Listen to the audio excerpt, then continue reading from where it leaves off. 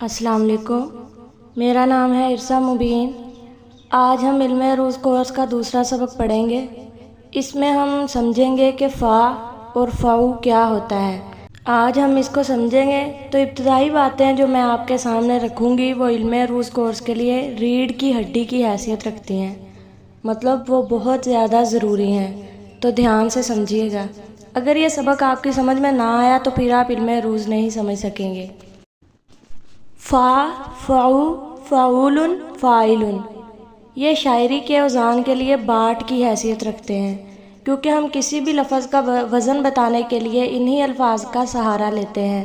مثال کے طور پر کوئی مجھ سے پوچھے کہ اجنبی کا کیا وزن ہے، تو میں کہوں گی کہ اجنبی فاعل پر ہے، اور کوئی پوچھے کہ کمانا کس وزن پہ ہے تو میں بولوں گی کمانا فعول پہ ہے، یعنی کمانا کے لیے میں نے فعول والے حصے کا استعمال کیا اور اجنبی کے لیے فاعل والے حصے کا۔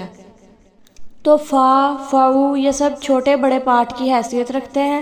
چھوٹے وزن کے لیے فا، فعو، اور بڑے اوزان کے لیے ہم مستفعل، مستفاعل ان ارکان کا استعمال کرتے ہیں۔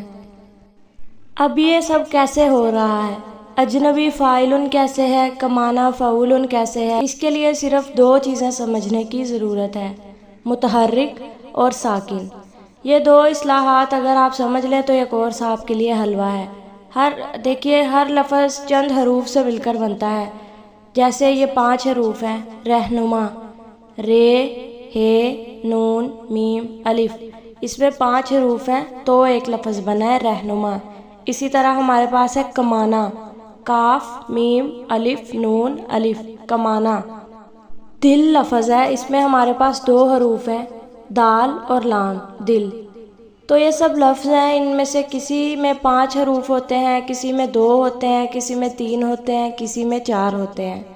تو یہ تو ہو گیا لفظ اور حرف کا فرق۔ اب ہر حرف، جیسے کہ دل میں دال ہے تو یا تو وہ متحرک ہوگا یا ساکن۔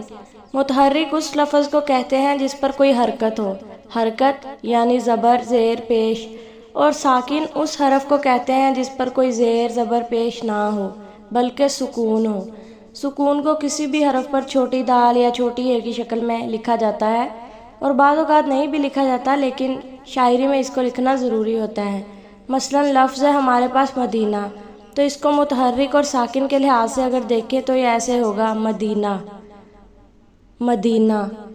عام طور پر جب ہم مدینہ لکھتے ہیں تو ہم زیر زبر پیش نہیں لگاتے، لیکن جب ہم مدینہ کو سیکھیں گے تو اس میں زیر زبر پیش کو سمجھنا ہوگا۔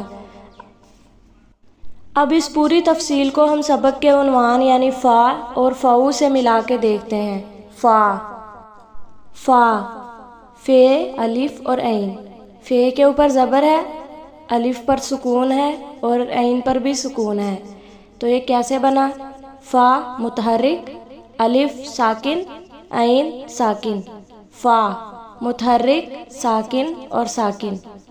اسی طرح ہمارے پاس فعو ہے، فا کے اوپر ہمارے پاس زبر ہے، فا، عین کے اوپر پیش ہے، او، واو ساکن، واو کے اوپر سکون ہے، تو فا متحرک، عین متحرک اور واو ساکن۔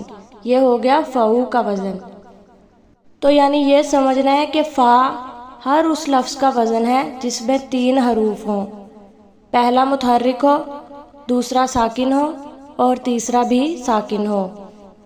فا کے وزن پر چند لفظ ہم دیکھ لیتے ہیں۔ فا، فے، الف اور عین۔ اس کے نیچے لفظ آتا ہے شیر، شین کے اوپر زبر ہے تو یہ متحرک ہے، عین ساکن ہے، اس کے اوپر سکون ہے، رے کے اوپر بھی سکون ہے، تو یہ دیکھیں فا کے وزن پر بالکل پورا اتر رہا ہے، فا شیر۔